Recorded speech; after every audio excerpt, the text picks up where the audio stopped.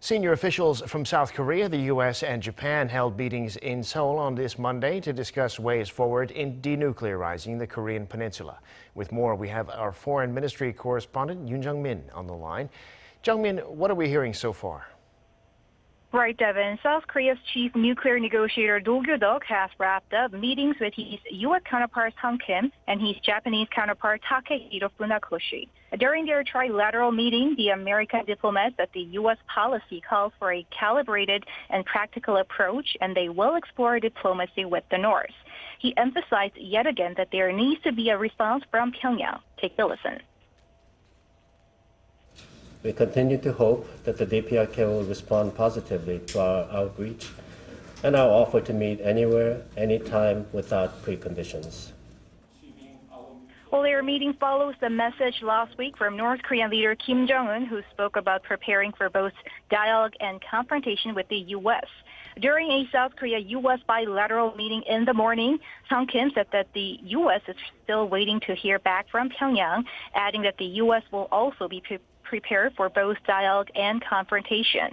During the first face-to-face nuclear talks since the start of the Biden administration, the three discussed ways to bring North Korea back to the negotiating table. Those that the South Korean government will continue to work for early resumption of the talks. At this critical juncture, today's meeting to strengthen the coordination among our three governments and find practical way to make substantial progress is very timely and will be instrumental to achieving our mutual goal sooner than later. This afternoon, South Korea and Japan held separate bilateral talks.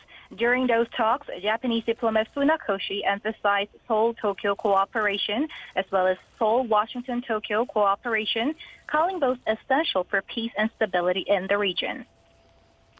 All right, Jung-min, so for Sung Kim, it's his first time in Seoul in his new position. What else is on his schedule while he's here?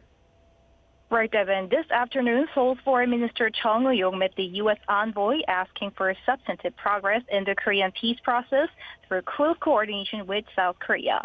Tomorrow morning, Sung Kim is set to meet with South Korea's Unification Minister Lee Myung. He will also have talks with a deputy minister at the Unification Ministry to discuss North Korea policy. And in the afternoon, the American diplomat is to meet members of academia and civil society to discuss the outcomes of the U.S. policy review on North Korea. Kim is set to leave early on Wednesday.